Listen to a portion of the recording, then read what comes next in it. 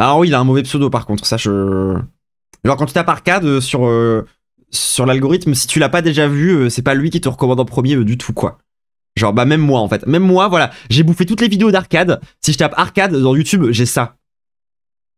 Et il arrive seulement à ce moment-là, quand même. Pire pseudo, hein, vraiment pire pseudo. Ça, les gauchistes vraiment apprennent à faire un peu de com. C'est fatigant en fait. Pas la rêve de arcade, c'est un youtubeur qui parle de jeux vidéo et que j'aime beaucoup trop. Il est trop cool. Très queer coded. Hein. Je pense qu'il y a moyen qu'il soit un peu egg. Hein. Il y a un monde. Hein. Il y a un monde. J'ai le droit de le dire, il est pas non-binaire. Oh quoi, c'est vrai? La dernière vidéo d'arcade, tu l'as commentée? Mais attends, mais incroyable! Mais genre du coup celle-là là?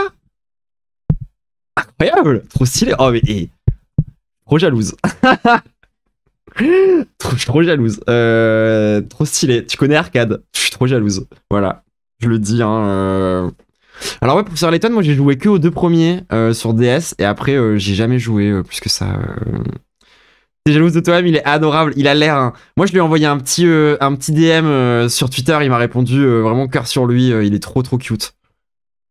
Genre vraiment, je pense que si je devais trouver un allié, un mec qui a l'air d'être un... Ah mais non, il est gay je crois, donc en fait c'est bon, il est déjà dans la team en fait, ça marche pas. Ça marche pas, non ça marche pas. Tant pis. Grâce à lui j'ai un vrai emploi, putain, t'as plus un vrai emploi que moi grâce à Arcade, c'est incroyable. Oh la DS, quel banger! Vraiment, hein, les gens. La DS Lite, tu sentais que c'était un peu. Voilà, ils essayaient quoi. Mais à partir de la DSi, comment c'était bien. En 2007, Luc Triton, accompagné de son professeur Herschel Layton, un archéologue et chercheur de renom, partent ensemble pour Saint-Mystère, une ville recluse d'Angleterre où aurait été caché un trésor par un baron local. Après la mort de ce Augustus Reynolds, il a été révélé qu'une fois trouvée, une pomme d'or donnera accès à l'entièreté de sa fortune. Toujours introuvable après... Oui, j'ai laissé le gain, désolé, attendez, je coupe ça. Mais c'est parce que l'autre là, en plus d'avoir un avis de merde, elle était pas capable d'avoir un audio correct en fait, c'est ça qui était horrible. Genre vraiment, il y avait quoi qui allait chez cette meuf en fait? Sincèrement, qu'est-ce qui allait chez elle? Qu'est-ce qui était... Bref, quel point était positif? De nombreuses années, c'est la veuve du baron qui a provoqué le professeur Layton afin qu'il enquête sur la cachette et la nature de cette pomme d'or. Et malgré les apparences, ce dernier croit que cette histoire de jeu de piste et de conflit d'héritage cache un mystère bien plus grand et bien plus complexe. Là c'est bon là le son, le son il est plus de gauche. Et moi vous m'entendez bien aussi là, c'est le bon micro qui fonctionne, on est d'accord. Parfois je vois que ça sature un peu, peut-être faut que je baisse un peu mon gain quand même. Ouais, quand même un petit peu. Son make-up à la limite, mais même pas tant que ça. Il avait raison. C'est ainsi que commence le premier jeu Professeur Layton sous-nommé L'étrange village développé par Level 5. Ah ouais, lui je l'ai vraiment 100% par contre. Ah mais putain, ah merde. Attendez, j'ai mon chargeur qui déconne en ce moment, c'est horrible, attendez.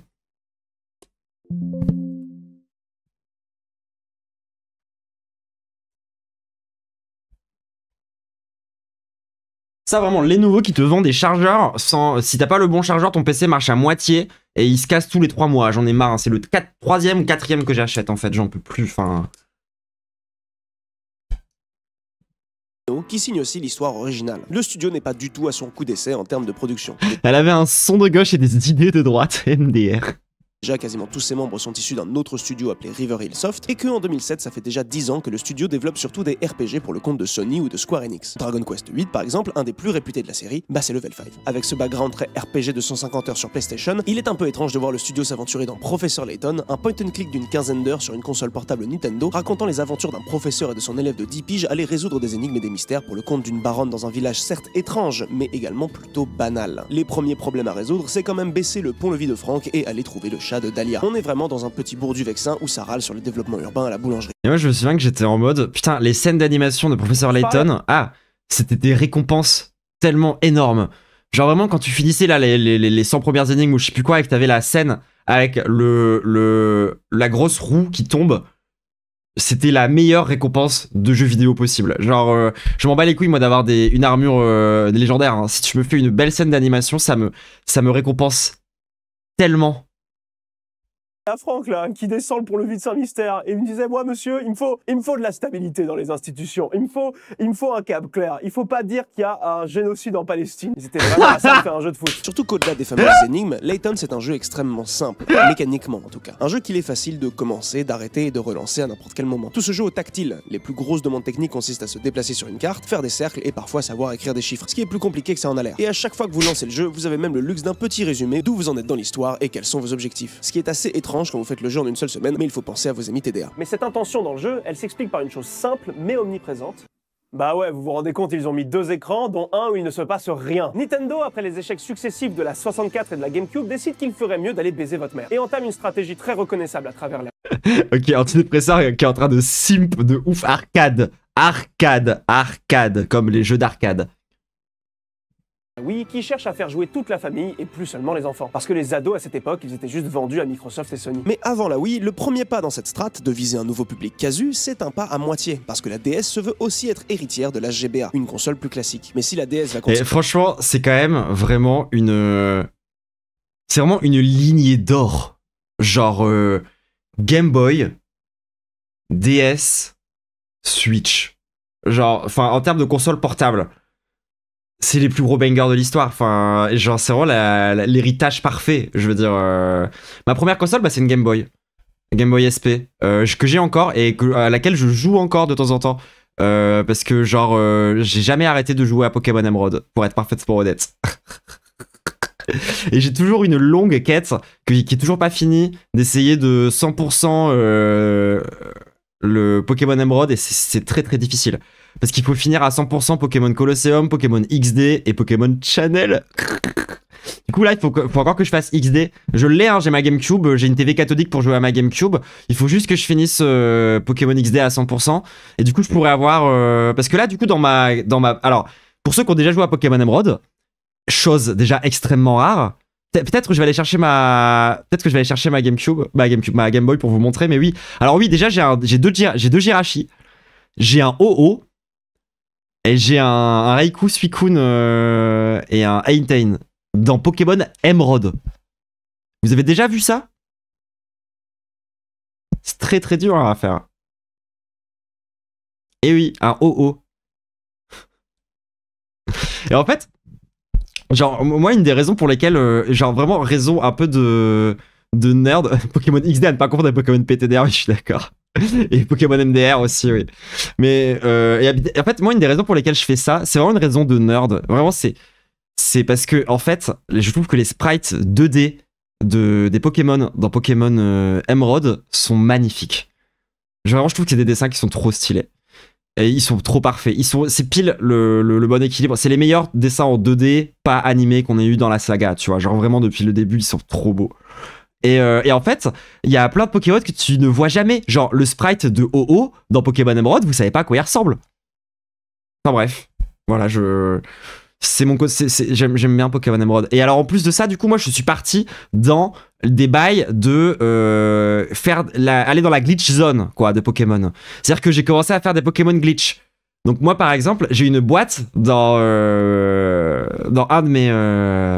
Enfin, j'ai une boîte dans un de mes trucs de mes PC où il y a un Pokémon, c'est un point d'interrogation sur fond gris. Et si tu passes ton curseur par-dessus, tu peux cloner des Pokémon à l'infini, comme ça, directement depuis ton PC. Et en fait, si tu sacrifies à Satan 2 Pokémon que tu as préparés de la bonne façon juste avant, je peux aussi invoquer n'importe quel objet du jeu. Mais c'est très dur à faire.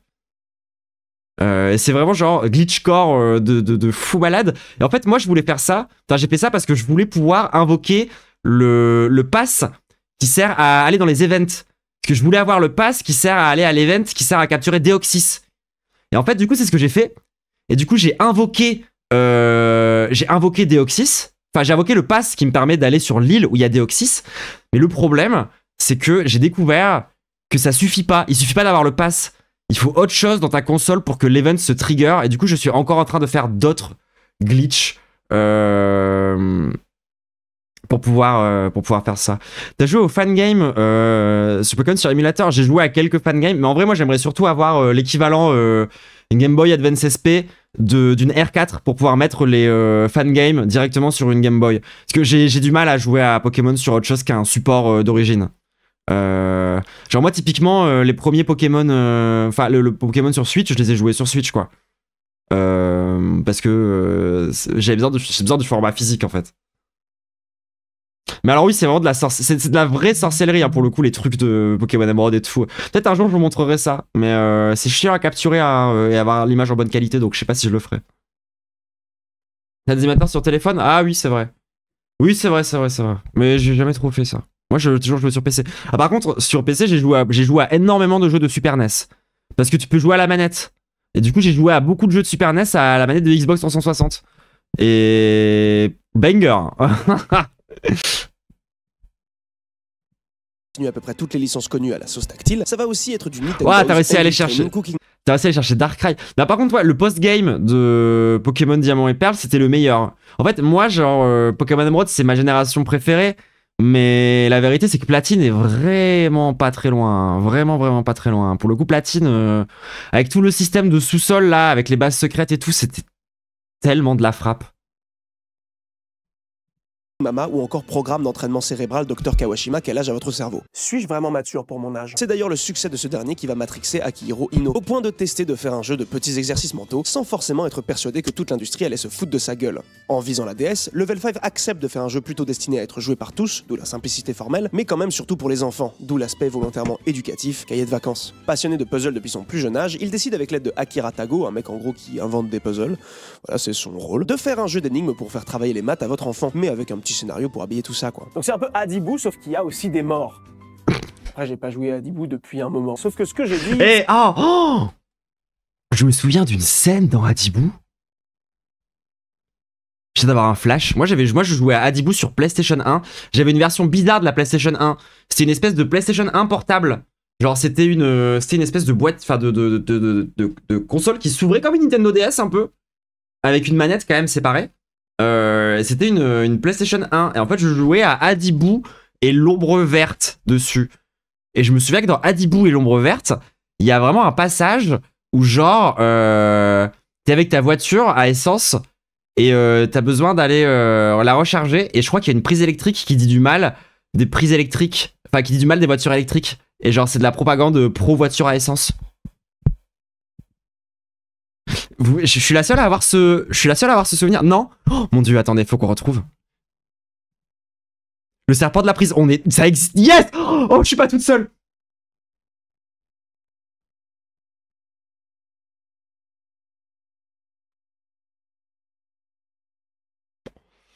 Oh, il y a un let's play complet.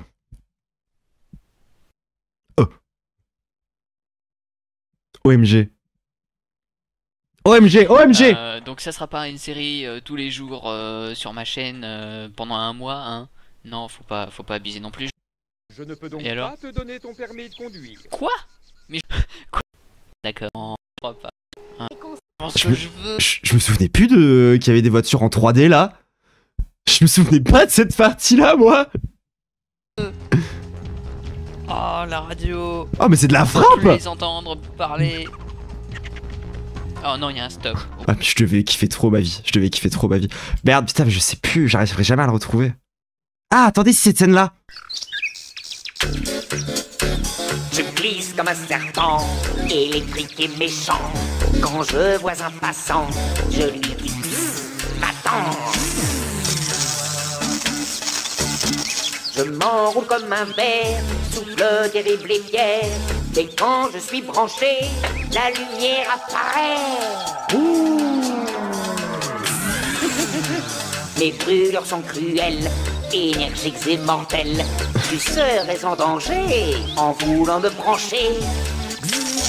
Ah, mais moi quand j'étais petite, je pensais que c'était pour dire du mal les voitures électriques, alors qu'en fait c'est pour dire aux enfants de pas jouer avec les prises électriques.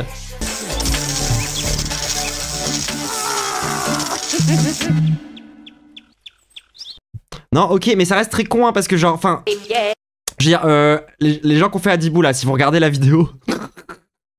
le courant électrique, il sort de la prise, hein, il sort pas du câble.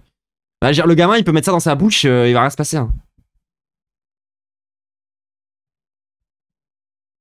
C'est un peu l'avis que j'aurais eu juste en ayant vu la jaquette. Layton, c'est un jeu d'énigmes pour enfants, ça c'est sûr. C'est vraiment un jeu qui veut être vu par votre daronne en mode oui, je suis un jeu vidéo, mais je suis aussi basé sur des jeux d'énigmes, je vais rendre votre enfant intelligent, je vous assure. Je ne suis pas Call of Duty, voilà. Cependant, voici comment Dr Kawashima, petit jeu de casse-tête pour petits et grands, se présente.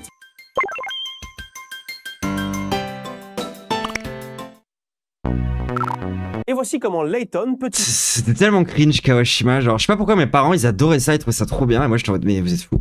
Jeu d'énigmes casse-tête pour petits et grands se présente.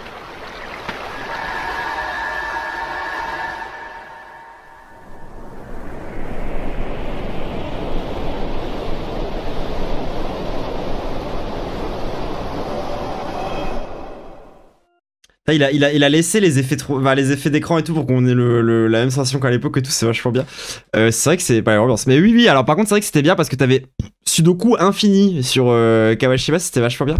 Putain, moi, il y a un autre jeu sur DS qui m'inspirait trop, que j'aimais trop, mais je sais plus comment il s'appelle. C'était un jeu avec...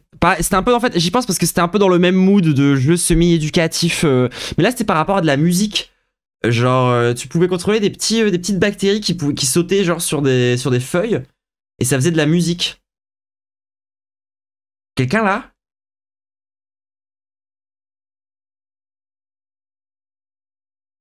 Électroplancton, merci. Attendez.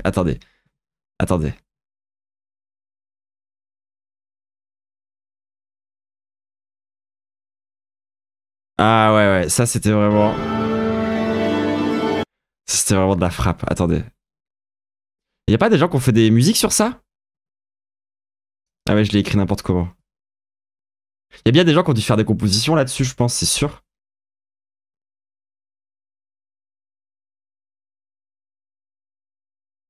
C'était grave bien. Enfin, ça ressemblait à ça. Oh waouh, la qualité, au secours.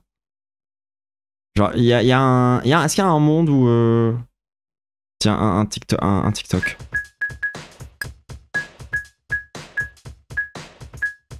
Alors oui, ouais, 80% du temps, t'étais juste un enfant perdu. Ah merde, y'a pas la caméra. 80% du temps, t'étais juste un enfant perdu dans les menus comme ça. À faire n'importe quoi. Mais je sais pas, il y avait une esthétique. En vrai, c'était humide, mais j'aimais bien. Oui, non, mais ouais, oui, c'est vrai qu'au final, tu t'ennuyais un peu, hein. On va pas se mentir. Mais quand même. Genre, t'avais que des trucs comme ça.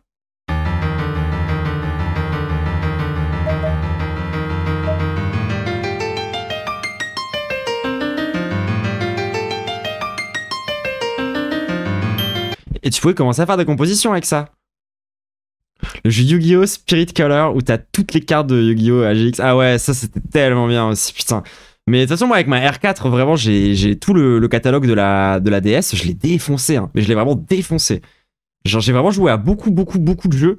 D'ailleurs, un jeu, et j'ai même des pépites si vous voulez. Si vous voulez une vraie pépite de DS, si un jour vous avez envie de jouer vous avez envie de retourner sur la DS, mais que vous avez pas envie de retrouver, comment dire. Parce que moi, parfois, j'ai ce truc j'ai pas envie de retrouver la nostalgie de jouer à un jeu que j'ai déjà joué quand j'étais petite. J'ai envie de retrouver la nostalgie de découvrir un jeu DS. Genre, c'est ce sentiment très précis de retrouver un jeu DS. Et si vous avez encore une R4, alors là, vraiment, mettez-vous bien. Mais alors, pour le coup, vraiment pépite de ouf. Lost Magic. Ça, c'était excellent. Ça, vraiment, c'était excellentissime. Rated E for everyone.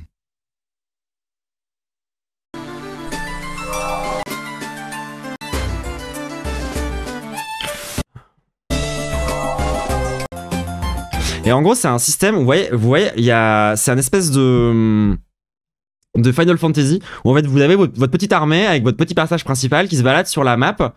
Et en fait, ça mélange deux systèmes qui sont vraiment les deux meilleurs systèmes possibles. À savoir un système de capture où tu peux capturer n'importe quel ennemi et en faire ton animal de compagnie. Donc déjà, c'est Pokémon, donc c'est génial. Et ensuite, un système de spell où en fait, pour lancer des sorts, il faut que tu dessines le symbole du sort sur ta DS. Et plus tu le fais de façon précise, plus le sort est puissant. Et donc au début, déjà, c'est trop bien, parce que du coup, t'as plein de sortilèges. T'as genre 5 éléments de sortilèges, avec chacun, ils ont genre 4 sorts, tu vois. Donc déjà, t'as un bon pool de sortilèges à pouvoir lancer. Et genre, au bout de genre un quart du jeu ou un tiers du jeu, le jeu te dit, maintenant, tu peux tous les combiner. il se combine. Tu peux combiner n'importe quel sort avec n'importe quel autre sort et faire des doubles sorts. Avec tous les sorts. Et genre du coup là tu passes dans une phase où tu explores toutes les combinaisons possibles, t'en découvres de nouvelles, tu te fais un nouveau build. Genre c'est complet de façon incroyable. Et en plus de ça, le jeu a vraiment une rejouabilité dans le sens où tu le finis une première fois et ensuite le jeu boucle sur lui-même, tu reviens au début de l'histoire mais t'as encore tu passes en New Game Plus. Et le New Game Plus a vraiment un intérêt parce qu'il y a une...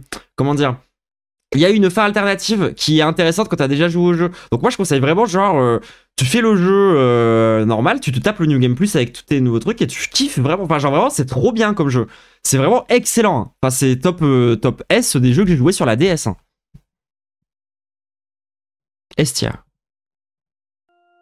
Démo de son créateur, Layton est tout autant un jeu cahier de vacances qu'un jeu narratif. Si souvent rattaché au point and click, les jeux ont quand même pas mal une saveur visual novel. La direction artistique, la musique, le sound design et évidemment le scénario font partie de ce qu'essaie de transmettre Layton. Et en prenant ça un peu plus au sérieux que lol les énigmes, haha chapeau pédo, il est assez vite assez certain que dans Layton, le village est aussi étrange que les résidents sont evil. Si le jeu est plutôt charmant et calme et relaxant et même par moments vraiment pas sérieux du tout, je le rappelle le pont de Frank et puis le chat de Dahlia, il reste que le jeu n'hésite pas non plus à taper dans des ambiances de roman détective évidemment, mais aussi de thriller ou alors même d'épouvante. Une tour gigantesque qui domine tout le village, la fille du baron disparu, la sosie parfaite de l'ancienne femme de...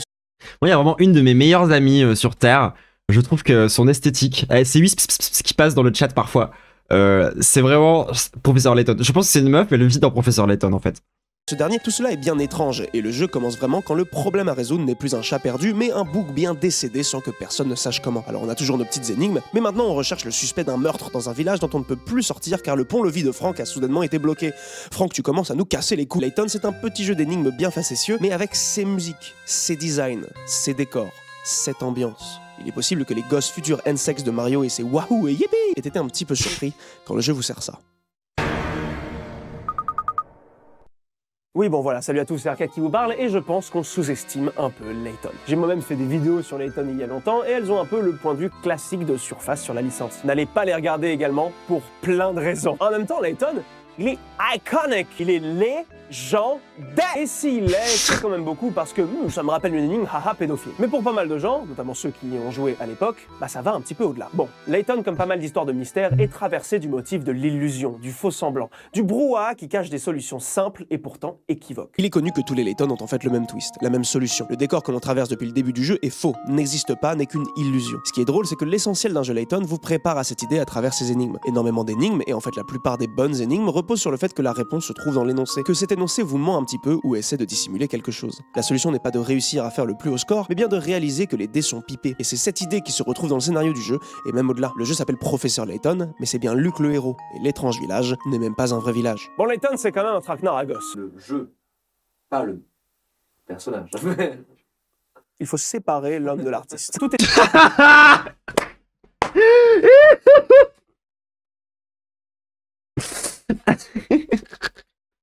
éducatif et goofy qu'il se présente, Layton ça fait quand même à peu près tout ce que ça peut pour essayer de parler aux gosses de thèmes sombres et complexes. Alors je veux pas présenter Layton comme ses œuvres qui auraient un second niveau de lecture beaucoup plus adulte et complexe. En fait Layton est dans le coma depuis le début. Justement ce sont des jeux intéressants à analyser en tant que discours pour gosses. Entre 8 et 13 piges avec sa DS Lite avec une couleur moche et un stylet tout défoncé. Le premier jeu, même si charmant et possible... Et ça par contre les stylets.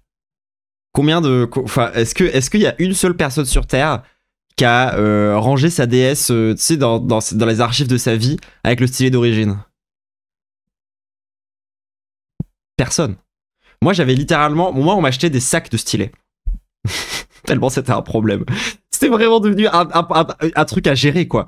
Genre je pense que... OMG. J'avais le même rapport à mes stylets de DS que j'ai aujourd'hui à mes briquets.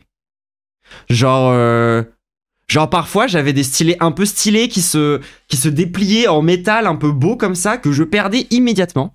Et alors par contre le stylet en plastique orange dégueulasse, lui il restait dans la DS et il y avait aucun problème, je le gardais pendant 2 ans. C'est exactement le même rapport que j'ai avec mes briquets. Parfois je volais les stylets de mes potes aussi. Putain c'est la même chose. Oh, mais Nintendo en fait c'était le lobby du tabac. Depuis le début. Waouh, j'avais jamais réalisé ça. Incroyable. dans déjà ce qui fera la renom de la série, est aussi assez imparfait et n'a pas toujours le meilleur. Ah oui, par contre, oui, mordre le stylet de sa déesse, c'est la base. Genre, moi, deux raisons principales pour devoir remplacer le stylet de la déesse, c'est quand tu la grailles et quand tu l'as perdu. Concrètement, c'est les deux moments où tu as besoin de le remplacer, quoi. Ah, mais tu l'as encore? Ah oui, d'accord. Ouah, tu l'as encore. Hyper impressionnant. Franchement, moi, je sais pas comment vous faites ça. Rythme les meilleurs personnages. L'antagoniste principal, qui s'appelle Don Paolo, a un gros syndrome de méchant du dimanche, ce qui fait qu'il est très difficile de prendre quelconque scène avec sa présence au sérieux. D'ailleurs, les suites ne l'utiliseront plus que dans un ressort comique. Je veux dire, il ressemble à ça, quoi. Alors je sais que le jeu est silly et que tout le monde a un peu une morphologie de pâte à modeler, mais j'avoue que là je trouve qu'on passe un peu de Claude Ponty au petit Spirou. Même Luke est dans le premier jeu un peu anecdotique. Pourtant, si Layton a la phase des jeux, Luke est, et ce depuis le début, le cœur émotionnel. J'ai découvert que j'étais pas très hétérosexuel quand je me suis mis un stylet dans le Bayrou. Alors oui, j'ai dit Bayrou, alors j'ai bien lu, mais en fait, ça m'a fait rire de dire Bayrou. Vraie anecdote. Mais alors attends, mais moi j'en parle souvent, ça. Ouais, en vrai, c'est même une de mes vannes que je fais super souvent en stream où je dis que genre j'arrête. Moi, genre. C'est genre vers mes 9-10 ans, quand je me suis bien stylé dans le cul, quoi, que c'était fini, quoi. Bah, j'ai commencé ma dégénérescence vraiment ce jour-là, quoi. Objectivement, je pense, hein, on peut le dire. Vie. Ah. Merci. Cœur. Et thématique de la licence. Il est le self-insert du joueur enfant, qui voit en Layton quelqu'un qui l'emmène dans des aventures bien mystérieuses, mais qui est surtout un modèle dont il apprend. Un Ah bah en fait oui, le truc du stylo c'est chez tout le monde. Hein. Professeur gentleman avec toutes les valeurs qui y sont. Et la... Est-ce que je vais dire tous les objets improbables que j'ai essayé de mettre dans le cul quand j'étais gosse, c'est pour vérifier si vous aussi, peut-être. Brosse à dents, ouais, la base, bah, et la partie, pas où il y a la brosse, hein, par contre quand même, faut pas déconner. Les tubes de lotion. Non? Sont associés dans le jeu, donc poli. La baguette d'Harry Potter. Le bout arrière de la brosse à cheveux, c'est un classique. Classique. Compréhensif, intelligent, homme d'action, bref, en fait un modèle assez classique, juste particulièrement gentil et réfléchi, puisque par exemple la violence n'est jamais une valeur que met en valeur le professeur Layton. C'est un Phoenix Wright sans les défauts selon Ino lui-même, ce qui est effectivement ce qu'on aspire tous à être, même si peut-être je remets en question le fait que la coiffure semble faire partie des défauts, je comprends pas trop. Layton est écrit comme un Sherlock Holmes qui a toujours la réponse à tout, qui a toujours un train d'avance, et le jeu fait presque tout pour l'iconiser. Ses fameuses phrases, ses poses martiales le minou à partir du deuxième, son thème musical, tout ça ne fait que entériner son rôle de figure parfaite vers laquelle Luke essaie de tendre à tout prix. Surtout que le premier jeu parle assez direct. Ça va, je crois que c'est une expression qui va vraiment rester, se mettre un stylo dans le Bayrou par contre. Si ça propose des cours d'éducation sexuelle, mais des stylos dans le Bayrou des gens pour tester la sexualité des ados. OMG. Non, vraiment, en vrai, de vrai, je suis sûr que ça se trouve, il y aurait des droitards qui seraient capables d'interpréter ce que je dis comme ça, en plus, certainement, ils sont bêtes. Baguette d'Harry Potter, baguette chinoise. Couteau en plastique. Oh, ouh, ah. T'aimes le risque. Le goût du risque.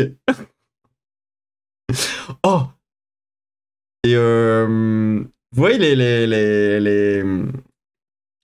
les serpents en plastique là. D'héritage, de transmission qu'on laisse à son enfant, ou plus généralement à la génération qui suit. Après plusieurs péripéties, incluant Maman, si tu regardes ce passage, c'est pour toi. Notamment ce mec, je n'arrive toujours pas à y croire, c'est dans la discrète énorme tour qui surplombe toute la ville que la réponse au mystère se trouve. C'est là que nos héros découvrent que le baron Reinhardt, après la mort de sa femme et sachant la sienne arriver, a chargé un technicien de construire une flopée d'automates afin de peupler un village entier pour que malgré sa disparition... C'est comme ça là. Comme ça.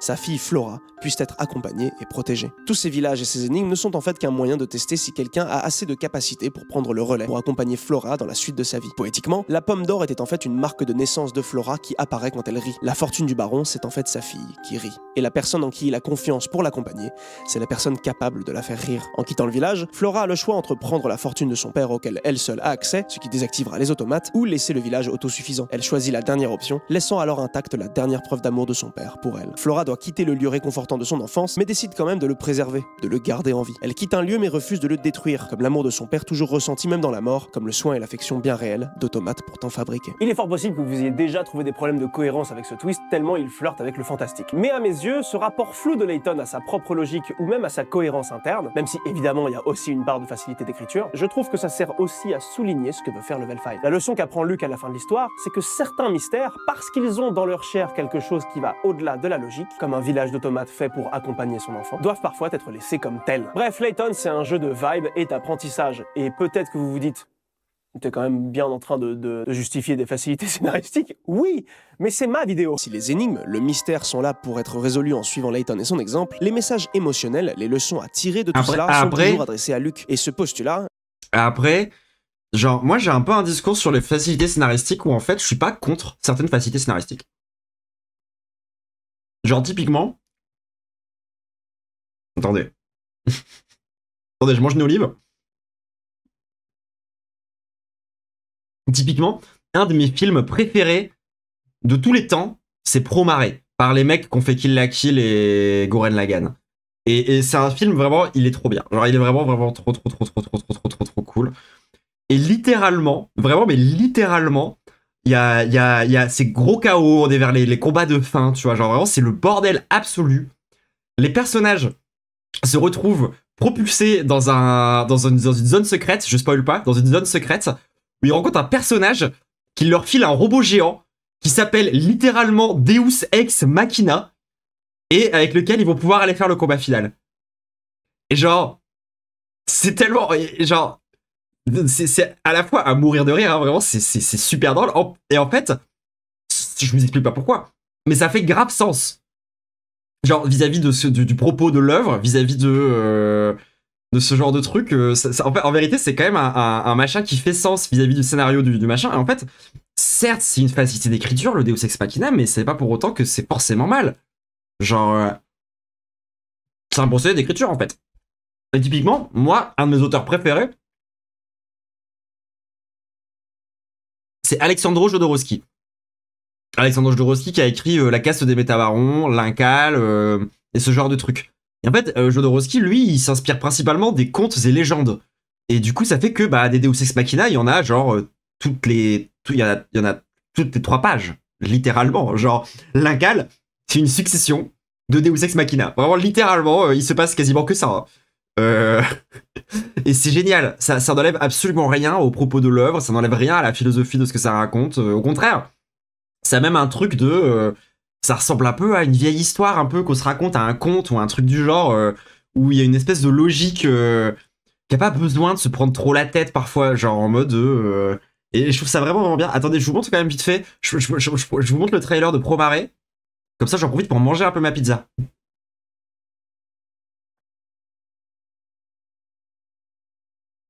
Alors, le film dont je vous parlais, du coup, c'est ça. Et alors, si vous êtes fan de Trigger, à savoir les gens qui ont fait Kill la Kill, qui ont fait Gurren Lagann, ou qui ont fait My Little Witch Academia, ou qui ont fait Cyberpunk, le dessin animé, ça, c'est ce qu'ils ont fait de mieux, hein, objectivement.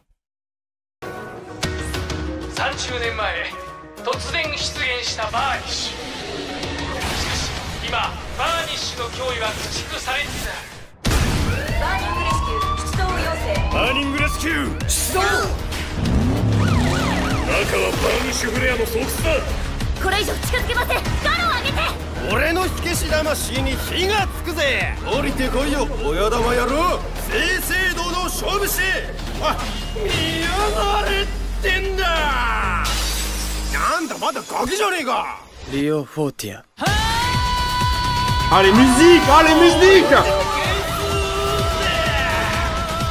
Ah, j'avais oublié les musiques!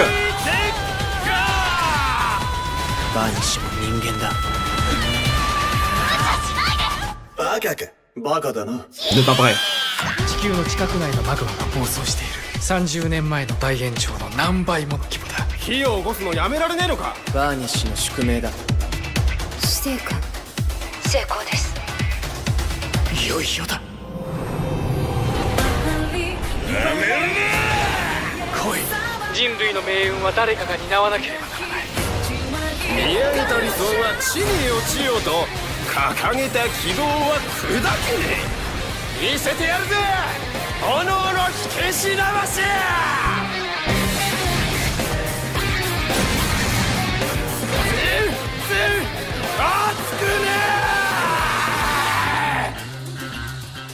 Moi, les gens, je le re-regarde vraiment dans pas longtemps, c'est sûr. Là, ça m'a trop redonné envie. Et genre, en fait, et en plus, ils font un truc assez typique de l'animation que eux, ils aiment bien faire. C'est-à-dire qu'ils commencent, genre vraiment, les 10 premières minutes, le film te crache à la gueule tout ce qu'il a. Genre vraiment, t'as une espèce de... Ça commence direct par une scène où genre, tu commences presque directement dans la... Du coup, c'est une espèce de pompier hardcore. Et tu commences direct dans leur espèce de véhicule où ils sont en mode... Ils arrivent comme ça dans la ville. Ils sont tous complètement en train de préparer leur truc. Ils ont tous des personnalités de baiser. Il y en a un qui est dans un robot. Enfin, c'est n'importe quoi. Ils arrivent à un endroit, bagarre. Et direct, le film te prend par le col comme ça. Et il te dit genre, regarde ce qu'on va faire. Et genre, c'est trop bien. Puis après, enfin, le rythme, du coup, ensuite, commence par ça. Après, t'as un gros moment, ça redescend. Setup.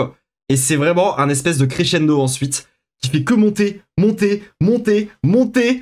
Et en fait, vu que c'est trigger, bah ça monte généralement plus haut que ce que tu t'attends, en fait. Et vraiment, enfin... C'est fantastique. C'est une démonstration de ce que... de film d'animation, d'action. Je pense qu'en termes de film d'animation vraiment orienté purement action, c'est peut-être mon préféré. Genre... avec Spider-Man. Spider-Verse, quand même. Parce qu'en plus, les deux sont sortis un peu en même temps. Moi, je suis en mode, les deux sont à peu près équivalents pour moi dans ma tête, en termes de ce que ça propose et de ce que ça... Ils ont pas le même budget, en fait. Ça, c'est une vraie différence, par contre. Avec Trigger, ça finit toujours dans l'espace. Oui, ça finit toujours plus ou moins dans l'espace, à un moment ou à un autre. Et si c'est pas dans l'espace, ça finit dans une autre dimension. Je veux dire, même... Ouais, j'allais le dire, voilà, j'allais le dire. Même dans Little Witch Academia, ça finit dans l'espace.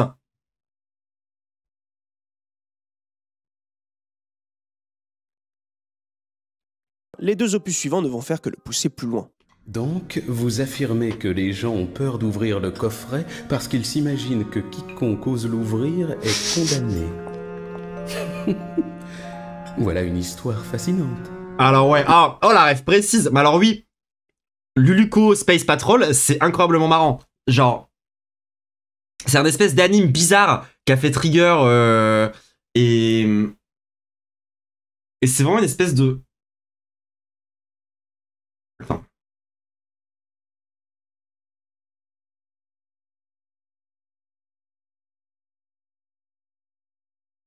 Alors c'est vraiment un truc assez insupportable hein, parce que dans un certain sens, c'est vraiment un anime où il s'auto-suce la bite en permanence. C'est un anime qui fait que des références à lui-même.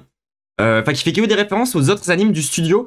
Mais alors par contre, il y a la meilleure transformation de l'histoire du Japon.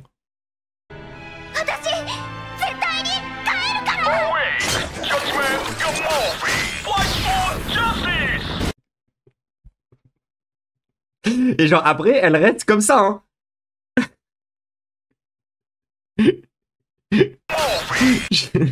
Ah, j'arrive pas à voir la frame. Après, elle est comme ça, et genre elle se balade comme ça. C'est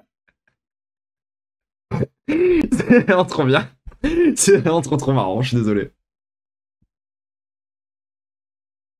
Le motif qui orne le coffret bah, c'est un des meilleurs animes trolls que j'ai vu de ma vie. Hein. Semble avoir un rapport avec votre famille. Pourriez-vous nous en dire plus à ce sujet? Ce coffret appartenait bien à ma famille. Mais je m'en suis séparé il y a des années. De plus, cet emblème dont vous parliez est un peu trop fantasque à mon goût. Pour ma part, je le trouve tout à fait remarquable. Ah, vraiment? Eh bien, je ne peux pas vous en vouloir. En 2007, seulement 10 mois après l'étrange village, la boîte de Pandore amène Layton et Luke sur les traces du coffre maudit, un artefact qui tue tous ceux qui l'ouvrent et qui a été volé au Dr Schrader, maître et ami du professeur Layton. Cette recherche va les mener jusqu'à un train nommé Molentari Express qui les déposera avec toute une flopée de personnages à la ville de Folsense, la supposée origine du coffre. Mais arrivé à celle-ci, l'aspect fantastique de Layton va devenir beaucoup plus assumé. Quant au troisième épisode, Le Destin perdu, après qu'un accident lors de la démonstration d'une machine à explorer le temps ait fait disparaître le premier ministre d'Angleterre, rien que ça, une lettre de Luke du futur amène Layton et Luke à voyager dans l'avenir, dans une Londres dystopique dirigée par le gang du professeur Layton du... Putain, c'est trop stylé! C'est ça le scénario du 3 là? Mais c'est trop bien! Mais pourquoi je me suis arrêté au 2 ? Futur. Layton et Luke doivent donc l'arrêter, découvrir c'est quoi tout ce bordel, pourquoi et comment une machine à traverser le temps existe, qu'est-ce qui a bien pu se passer pour en arriver là, où le concepteur de la machine Dimitri est, où est le Premier ministre. Mais attendez, genre... Mais genre, même moi je joue à un petit jeu mignon dans un village, c'est un peu rigolo, c'est Scooby-Doo quoi. Le deuxième épisode, c'est Scooby-Doo. Et jusque là tout va bien. Et le troisième épisode, c'est Steins Gate. Mais genre, et pourquoi j'ai raté ça ? Pourquoi j'ai raté ça ? C'est trop chiant. Et une autre chose, tout ça accompagné par Luke du futur, dont le feat fait bien partie de l'apocalypse. C'est donc toi. C'est le futur moi ? Je suis très heureux de vous voir, professeur. Mais en fait, je devrais plutôt dire très heureux de vous revoir. C'est bien moi, Luke Triton.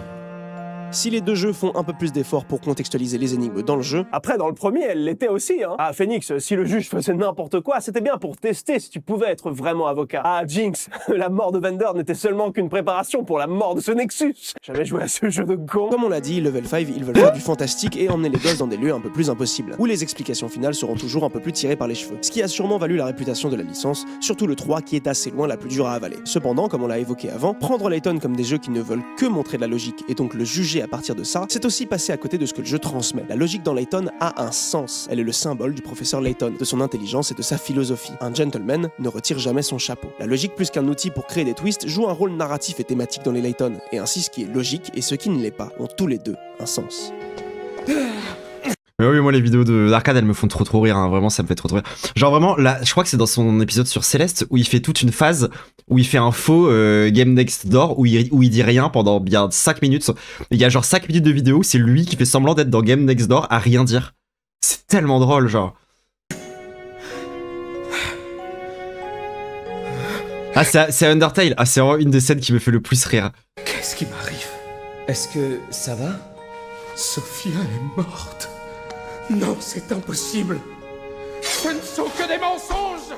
La structure visible des Layton s'installe avec les suites. Layton va toujours dans un nouveau lieu à cause d'une lettre qu'il a reçue, dont il va investiguer les mystères jusqu'à trouver que la clé et toute la réponse reposent généralement sur le destin tragique d'un ou deux personnages qui les a menés à créer un faux décor dans lequel on évolue depuis le début du jeu. Le village de Saint-Mystère peuplé de robots est ici une ville bloquée dans le passé et la nostalgie à cause d'un gaz hallucinogène, et là un complexe paramilitaire et laboratoire de recherche maquillé en capitale du futur. C'est parce que les gens croyaient que le coffre maudit les tuait qu'ils les tuaient vraiment, et le destin perdu n'a rien à voir avec le futur, mais tout à voir avec le passé. C'est dans la remise en question de l'énoncé que se cache la réponse. Le 2 et le 3 assument plus franchement de parler de tragique. Les trois jeux s'attellent à montrer trois différentes façons de gérer un deuil. Le tragique, l'irréparable, l'irréversible, la finitude. Un père qui doit quitter sa fille, un amoureux qui perd sa moitié, un enfant qui perd tout ce qu'il avait. C'est bien par ses antagonistes, ou en tout cas par les personnages dont sont issues les illusions, que les jeux filent leur thématique principale. Dans le premier, le baron Reinhardt montre comment même dans la mort, son amour pour sa fille peut toujours rester palpable, voire la marquer physiquement. En laissant le village en vie à la fin du jeu, l'existence du baron est alors préservée. Dans le 2, la ville de Folsen est en fait un désert depuis bien longtemps, mais vit encore grâce à un gaz hallucinogène qui rend réel ce que l'on croit l'être. Quelques photos d'époque de la gare et une bonne bouffée a suffi à Layton, Flora et Luke pour voir une ville en stase. Et le prince Vladimir, dernier habitant du lieu, s'imagine éternel, caché dans son château, attendant encore le retour de l'amour qui l'a abandonné, incapable de savoir que celle-ci est morte depuis longtemps et devait partir. Ouais, c'est quand même hyper tiré par les cheveux.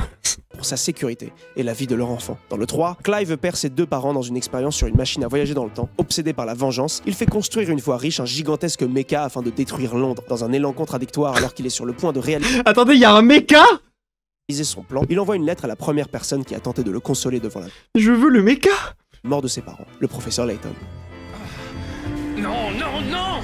Genre, c'est toujours mieux quand il y a un méca. Enfin, littéralement...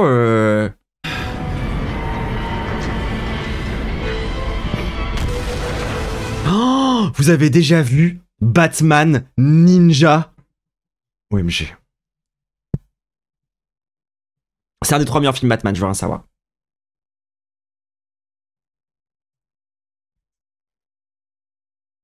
OMG.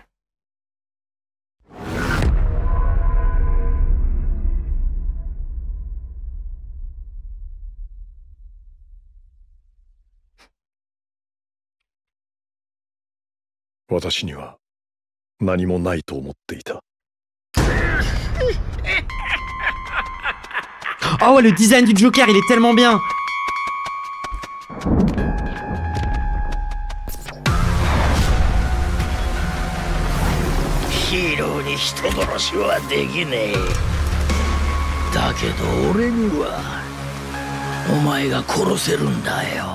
C'est vrai? Batman.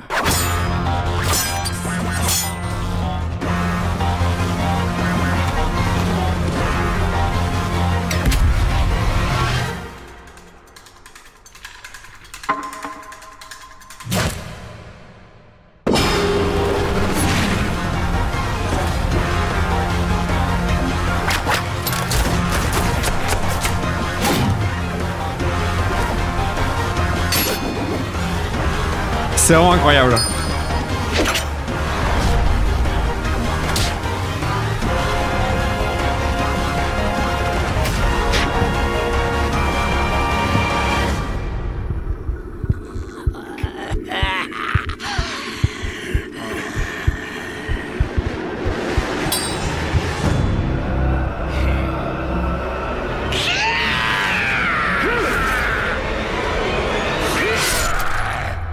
C'est vraiment exceptionnel, c'est vraiment incroyable. Je m'en fous, il y a un peu des spoils dans ce que je vais raconter, mais ça va juste vous donner envie de regarder, donc je m'en fous.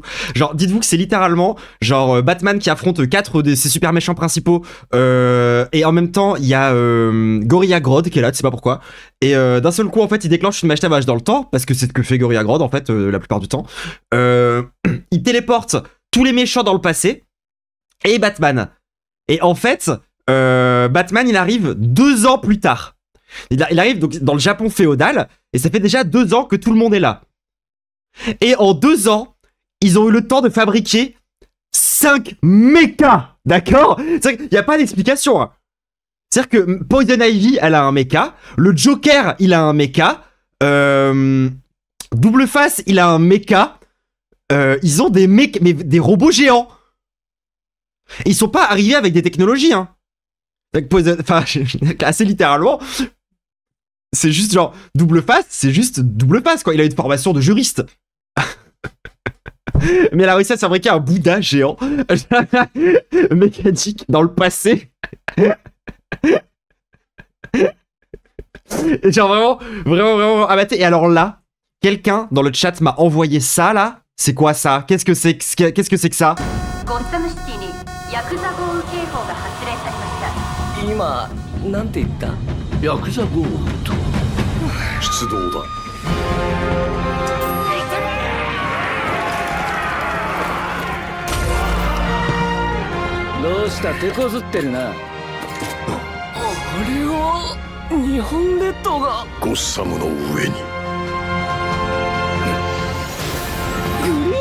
Genre, c'est marrant, quand un truc et parle de super-héros et adapté au Japon, c'est toujours le Japon qui est menacé du coup.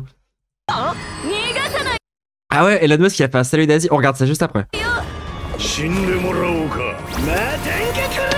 il y a Flash du passé. Oh, il y a toute la Justice League. ヤクザという暴力組織が統治するこの国は一大暗殺者国家だ。人教徒。弱きを助け、強きをくじく。それが真の人教の道。やまない願いは刃に隠して一人歩くの。なんだ。ジャスティスリーグならぬヤクザリーグが再び Oh, elle était trop stylée! Oh, ils ont pris la meilleure Green Lantern. Putain, tant mieux, hein, parce que le Green Lantern, généralement, c'est quand même des personnages de cons. Je les déteste quasiment tous. Ils ont mis la seule que j'aime bien. Non, il y en a 2 que j'aime bien. Il y a genre la meuf qui a de l'anxiété sociale et le peintre.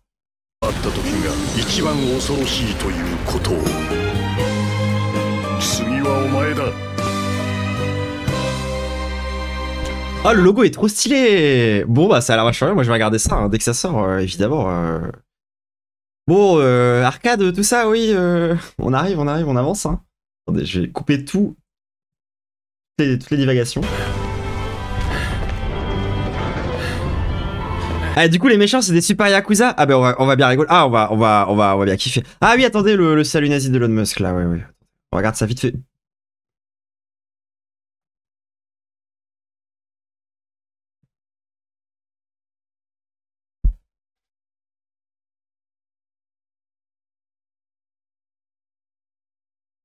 Il y a 12 minutes, ok. for making it happen. Thank you.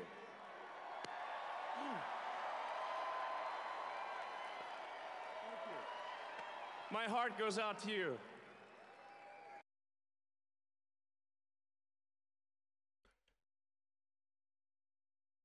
Ah, les gens, j'ai mon cœur qui bat fort. Hein.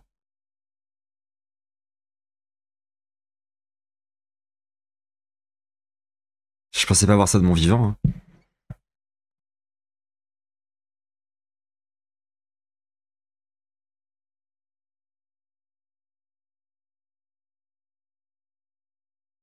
Ouais,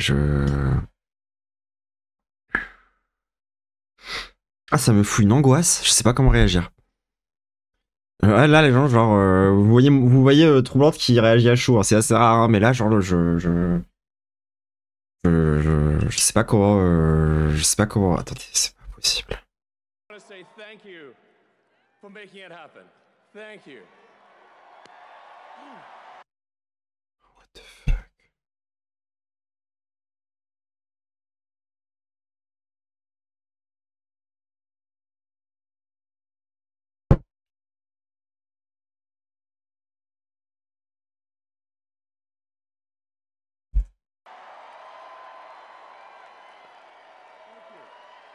My heart goes out to you. It is thanks to you that the future of civilization.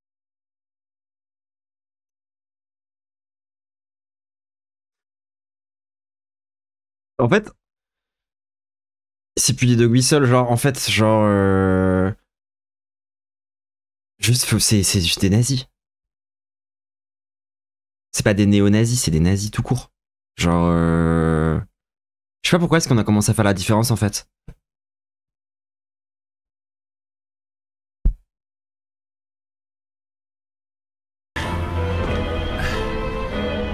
Ah désolé là, faut vraiment que je me change les idées. Faut vraiment que je me change les idées. Il va sûrement dire mais non, vous avez rien compris, c'était pas un salut nazi, voyons. Mais il dit my heart goes to you et après il met son cœur et il fait ça. Ouais, bien sûr. Bien sûr. Attendez. Oh, c'est bon, ça. Faut arrêter de me prendre pour une conne aussi au bout d'un moment. Genre, c'est bon, j'ai le screen.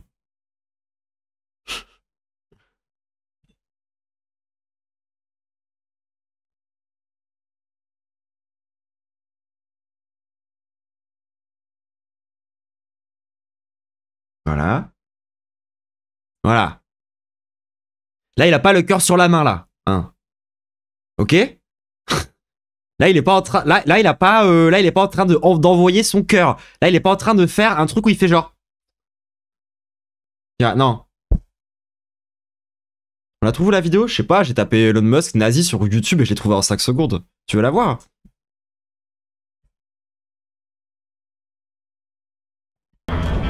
Ce n'est pas possible. Je ne peux pas échouer. Je ne dois pas échouer.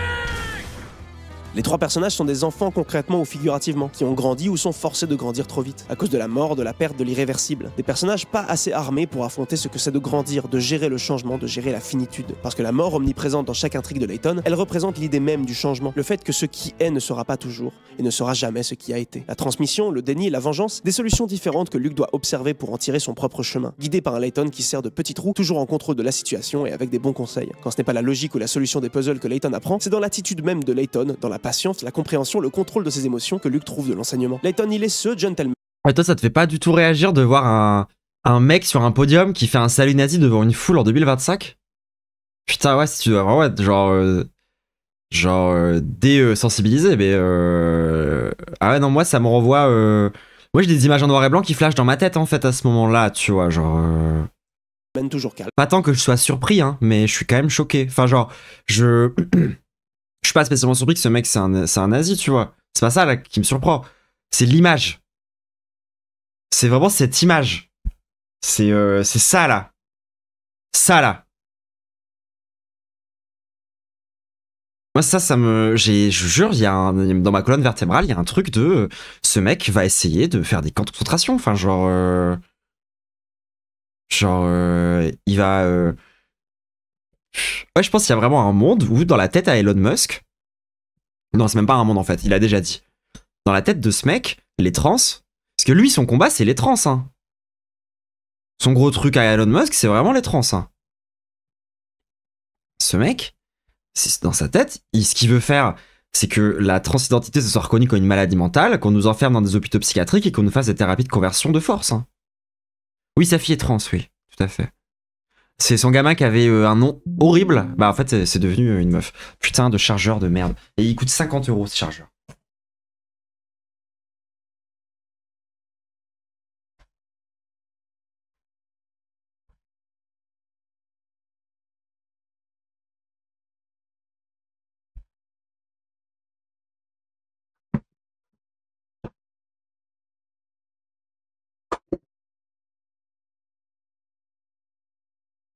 C'est littéralement un parent qui a mal réagi à la transition de son gamin, sauf que c'est Elon Musk. Donc et il veut faire ce que les parents réac transphobes veulent faire à leurs enfants, mais à l'échelle d'une nation, c'est terrifiant.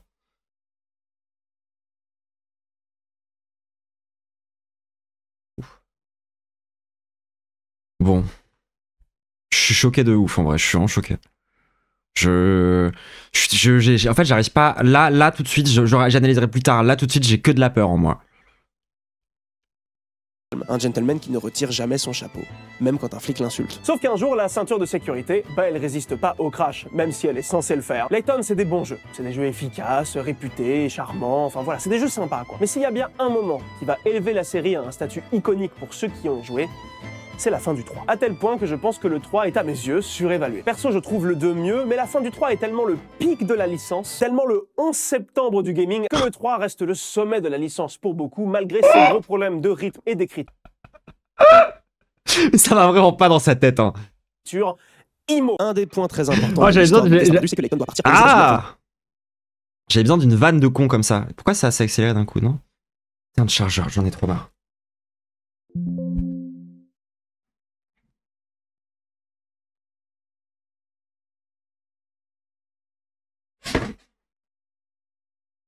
Histoire. Et que ses aventures avec le professeur Layton seront bientôt terminées. À la base, la série a toujours été pensée pour être une trilogie, et jusqu'à l'annonce récente du prochain épisode sur Switch, le destin perdu restait le point le plus récent de la timeline concernant l'histoire de Luke et Layton en tout cas. Les 4, 5, 6, ce sont des préquels, et le reste, l'ignorance est volontaire. Je crois on apprend que Layton a plein d'enfants adoptifs, le mec peut juste pas s'arrêter. Luke.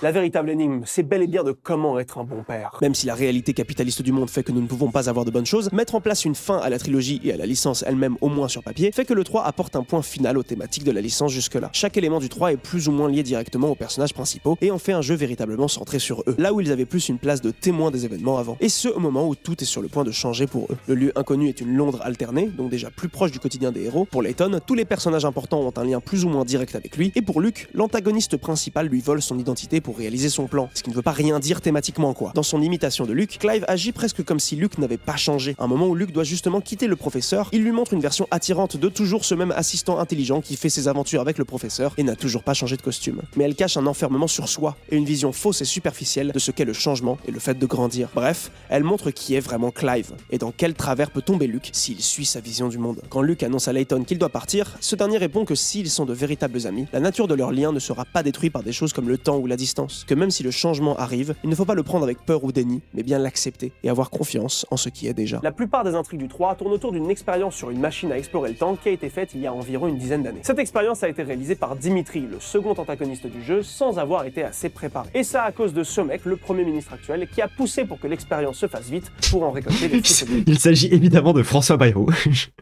La machine explose et tue les parents de Clive qui habitaient dans l'appartement d'à côté. Mais le sujet de l'expérience, c'était Claire. Claire était une chercheuse brillante et avait le malheur d'être la seule meuf entourée de gros geeks fans de science ou d'énigmes parce qu'elle était très désirée. Elle a le palmarès d'avoir 3 sur 4 des persos masculins adultes importants de l'intrigue sur elle. Le seul qui y échappe, c'est le Premier ministre, probablement la soif du pouvoir qui est sa vraie femme. Claire avait fait son choix amour secret pour le professeur Herschel Layton qu'elle côtoyait à l'université et avec qui elle se confesse et il répond comme on s'attend pour un mec qui ne pense qu'à la logique et les carnets de vacances. Ils avaient même commencé à vivre ensemble et c'est elle qui lui a offert son iconique chapeau. Il y avait effectivement peut-être une intervention à faire et je sais de quoi je parle. Claire travaillait avec avec ce mec qui s'appelle Dimitri et le futur premier ministre sur cette fameuse machine à explorer le temps. Et c'est porté volontaire comme sujet de l'expérience qui a fini par la tuer. Sa mort a à la fois provoqué la vengeance de Dimitri et son obsession pour refaire fonctionner la machine pour peut-être la sauver, et la vengeance de Clive dirigée vers juste tout le monde. Cette histoire, on l'apprend par le biais de flashbacks tout au long du jeu, qui se déclenchent quand le professeur Layton croise Claire dans Londres du futur, parce qu'effectivement, Claire est là. L'expérience de Dimitri d'il y a une dizaine d'années a bien marché, et Claire a effectivement été envoyée dans le futur, à l'instant où l'histoire du destin perdu se déroule, après sa propre mort. Au début, ils ne font que se croiser furtivement, mais elle finit par nous aider dans le dernier acte en se faisant passer pour la sœur jumelle de Claire dont elle n'aurait suspicieusement jamais parlé. Mensonge que Layton gobe comme un énorme poisson, probablement pour se raccrocher à n'importe quel moyen de rationaliser tout ça. Mais une fois Clive stoppé, une fois la destruction de Londres évitée, Claire avoue au professeur que c'était bien elle, et que si la machine à voyager dans le temps a marché, son effet n'est bien que temporaire, et que d'un moment à l'autre, elle sera rappelée à son présent, où le laboratoire est sur le point d'exploser, à l'exact moment de sa mort. La figure du gentleman dans Layton est associée à l'intelligence, mais cette intelligence est définie c'est hyper triste, je vous jure, genre j'ai les larmes aux yeux, c'est trop triste. Enfin vraiment, je trouve ça, premier degré, c'est une bonne histoire, c'est bien écrit.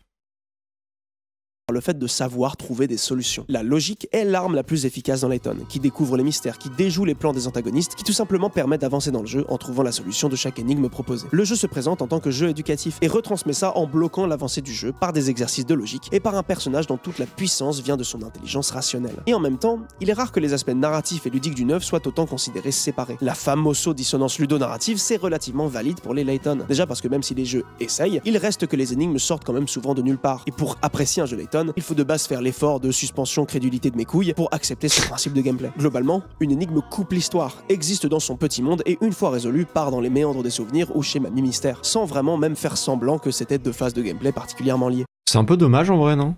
Cependant, en rythmant notre progression, Level 5 fait en sorte de nous imprégner une seule idée. Toute énigme a une solution. Et trouver une solution, ça ressemble à ça.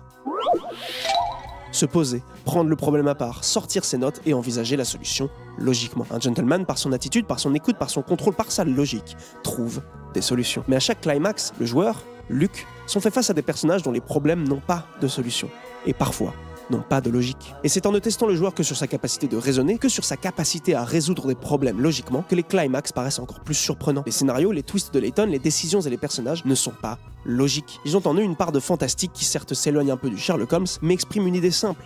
Tout n'est pas logique. Tout réfléchi et intelligent qu'il est, Layton est face... C'est malin, c'est vrai que moi j'ai réagi tout de suite tout à l'heure en disant oui, c'est grave tiré par les cheveux. À son plus grand amour, décédé sans avoir pu lui dire au revoir, qu'il vient de côtoyer pendant des heures sans avoir réalisé que c'était elle, et qui alors qu'elle vient de lui révéler qu'elle était là, qu'il la revoyait pour la première fois depuis des années, elle doit partir. Il doit revivre, revoir, réaccepter que quelqu'un avec qui il n'a pas pu vivre tout ce qu'il aurait voulu vivre va mourir à nouveau, et qu'il ne peut rien faire pour empêcher cela. Claire, attends! Il refuse. Il ne peut pas l'accepter. Il ne peut pas accepter ce changement, cette logique. Ne pars pas! Je ne veux pas te perdre à nouveau. Non, Claire, je ne peux pas! Il pleure, il refuse, il nie se sachant impuissant, mais quand même, pendant un seul et unique instant, juste dans ce refus, lui et le baron, lui et Vladimir, et surtout lui et Clive sont les mêmes.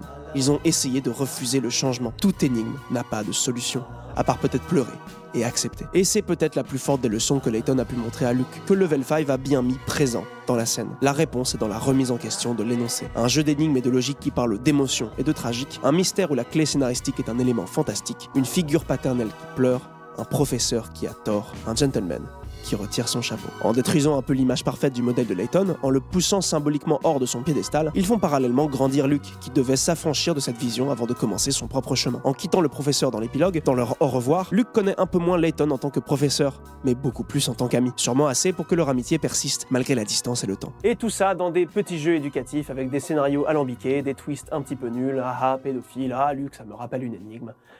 C'était Arcade qui vous parlait. Oui, c'est Batman. Ok, c'était Batman, cool. Je plaisante, hein, bien sûr. Mais non, c'est vrai que ça me rappelle beaucoup Batman. Hein. De toute évidence.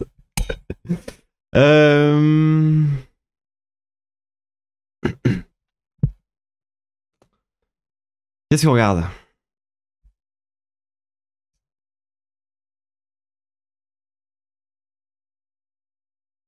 En tout cas, chapeau pour le montage, hein, c'était vachement bien.